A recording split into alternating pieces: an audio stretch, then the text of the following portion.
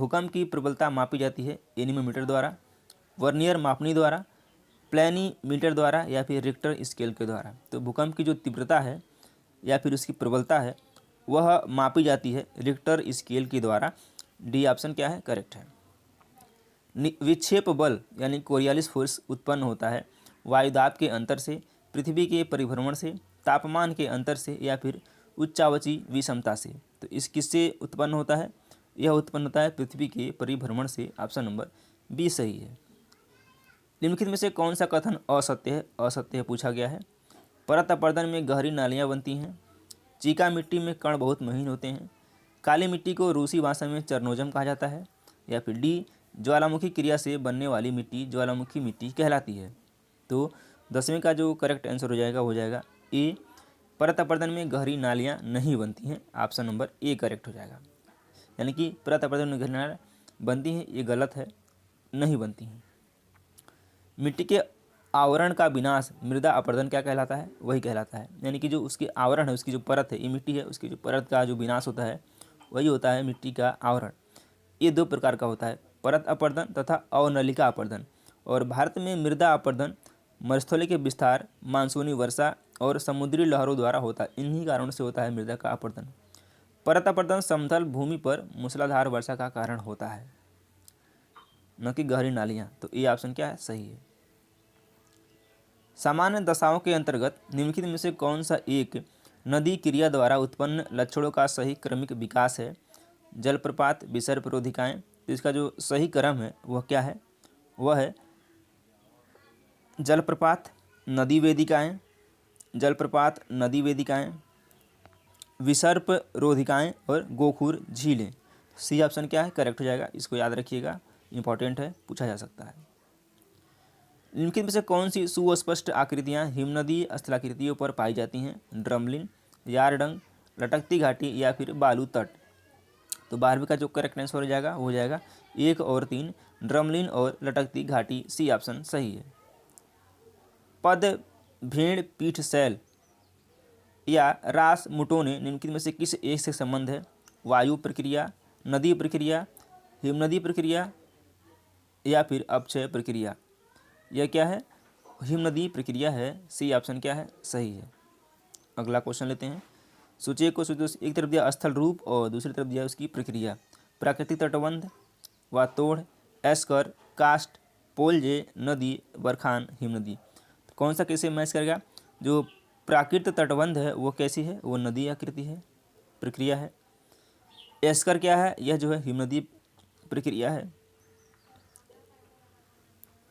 पोलजे क्या है, यह कास्ट प्रक्रिया है, पोलजे कास्ट प्रक्रिया है। और बरखान क्या है, वातोड़ प्रक्रिया है। ए का 3, बी का 4, ए का 3, बी का 4 ऑप्शन नंबर सी में दिया गया है और सी ही क्या है, इसका करेक्ट आंसर है। अगला क्वेश्चन लेते हैं। सहारा में प्रवाहित होने वाली गर्म शुष्क पवन क्या कहलाती है। फान, चिनूक, मिस्ट्रल या फिर सिराको। तो यह क्या कहलाती है, यह कहलाती है सिराको। Option number D will be right. वायुमंडलीय संरचना में निम्नलिखित में से किस गैस का सर्वाधिक भाग है। ऑक्सीजन, नाइट्रोजन, आर्गन या फिर हीलियम। तो 16वें का जो करेक्ट आंसर होगा B for boy. Option number B correct हो जाएगा। वायुमंडल की सबसे निचली परत है समताप मंडल, आयन मंडल, क्षोभ मंडल या फिर ओजोन मंडल। तो ये वायुमंडल की परत है, क्षोभ मंडल, समताप मंडल, मध्य मंडल, आयन मंडल और फिर इसके बाद आता है बाह्य मंडल। तो सबसे निचली परत क्या है, यह है क्षोभ मंडल है। इसी को ट्रोपोस्फीयर भी कहा जाता है, ट्रोपोस्फीयर। तो याद रखिएगा सी ऑप्शन क्या है, करेक्ट है। और इसी को परिवर्तन मंडल भी कहा जाता है। परिवर्तन मंडल, क्षोभ मंडल या फिर ट्रोपोस्फीयर, इसी को बोला जाता है। अगला क्वेश्चन लेते हैं। निम्न वायुदाब केंद्र कहलाता है प्रति चक्रवात, कुहरा, चक्रवात या फिर वाताग्र। तो 18वें का क्या हो गया, सी हो जाएगा चक्रवात। सी ऑप्शन करेक्ट है। वायुमंडल की ओजोन परत पृथ्वी को बचाती है गामा किरणों से, एक्स किरणों से, क्लोरोफ्लोरोकार्बन से या फिर पराबैंगनी किरणों से।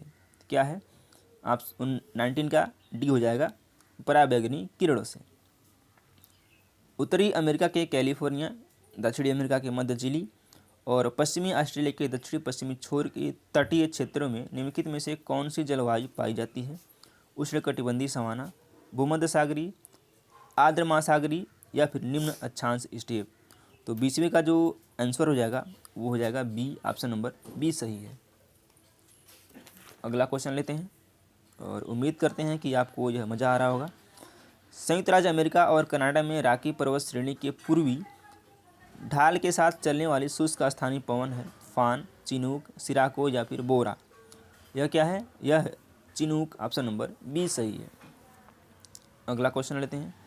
निश्चित सीमा व निश्चित दिशा में तीव्र गति से बहने वाली जलराशि को कहते हैं प्रवाह, धारा, विशाल धारा या प्रवाह, या फिर डी है जेट स्ट्रीम। तो 22 का क्या हो जाएगा बी, इसको धारा बोला जाता है और बी ऑप्शन क्या है? सही है। सर्वाधिक लवणता पाई जाती है लाल सागर में, मृत सागर में, अरब सागर में या फिर काला सागर में। तो जो सर्वाधिक लवणता है वह पाई जाती है मृत सागर में। क्या है? बी ऑप्शन क्या है? करेक्ट है।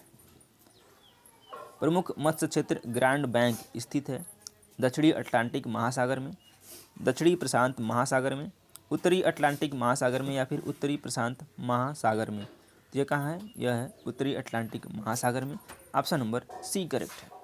अगला क्वेश्चन लेते हैं। कैरिबियन सागर में उत्पन्न होने वाले तूफान को क्या कहते हैं?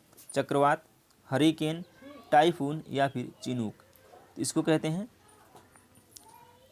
हरिकेन, ऑप्शन नंबर बी सही है। गल्फ स्ट्रीम धारा प्रवाहित होती है प्रशांत महासागर में, अंध महासागर के पश्चिमी तट पर, आर्कटिक महासागर में या फिर आशा अंतरीप के निकट। तो कहाँ प्रवाहित होती है? ये होती है अंध महासागर के पश्चिमी तट पर, बी ऑप्शन करेक्ट है। तो चलिए उम्मीद करते हैं कि सेशन आपको पसंद आया होगा। पसंद आते वीडियो को लाइक कर लें और चैनल को सब्सक्राइब कर लें। धन्यवाद।